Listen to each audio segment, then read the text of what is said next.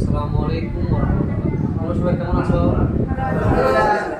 আজকে আমরা পানি বিশুদ্ধকরণ এক্সপেরিমেন্ট করব।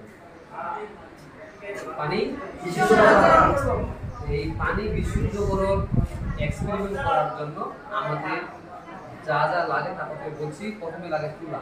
কি লাগে বলো তো? তুলা। তারপর লাগে কয়লা। কি লাগে বলো তো? কয়লা। তারপরে কি? বালু। মোটা বালু। তারপরে কি? তারপরে তারপরে লাগে হচ্ছে ময়লা পানি। আমরা যে পানি কি করব? বিশুদ্ধ করব। তো তাহলে চলো শুরু করা যাক নাকি? আচ্ছা, তাহলে আমাদের তো মোটামুটি সব কিছু হয়ে গেছে। দেখো বন্ধুরা, আমরা কিভাবে কি করছি। প্রথমে আগে তুলা, তারপরে দিচ্ছি কয়লা, তারপরে দিচ্ছি মোটা বালু, তারপর দিচ্ছি চিকন বালু, তারপর দিচ্ছি আর এই বোতলটার উপরটা আমরা মানে চামচ দিয়ে ফেলে দিচ্ছি। আমার কাছে ময়লা পানি আছে, এখন আমরা এই পানি পরিষ্কার করার পরে সে পানি খাবো। ঠিক আছে, দেখো হ্যাঁ, দেখো পানিটা কত ময়লা। এই পানি আমি এখন এখানে দিব, শুরু করলাম।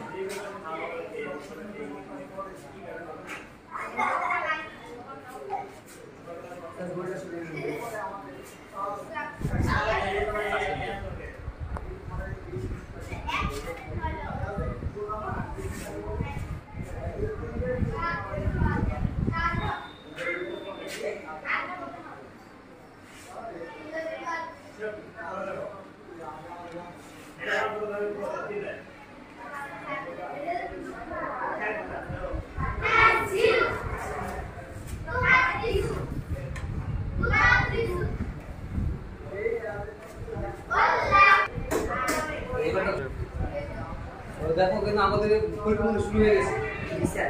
বলতো পানিটা পরিষ্কার হচ্ছে কিনা?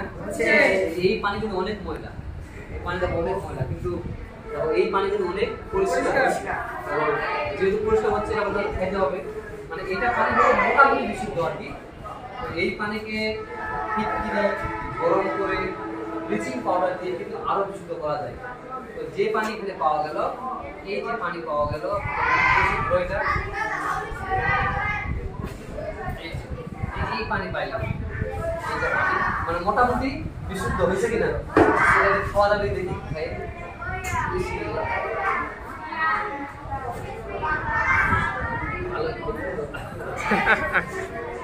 মোটামুটি বিশুদ্ধ আর কি।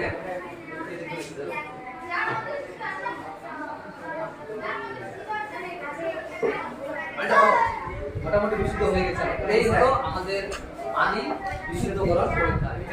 অর্থাৎ দেখো বিষয়টা কি হলো, এখানে হলো কি, যখনই আমরা এখানে ময়লা পানিটা দিলাম, দেওয়ার পরে এই পানি কিন্তু পাথরকে অতিক্রম করবে, তারপরে থাকে বালি, তারপরে কয়লা, তারপরে অর্থাৎ পানির মধ্যে যে ময়লা যেগুলো ছিল প্রাকৃতিক স্তরে ছিল আটকে যাবে। এবং যে পানি আমরা পাইলাম এটা বলো কোন পানি? এইভাবে আসলে পানি বিশুদ্ধ করা হয়।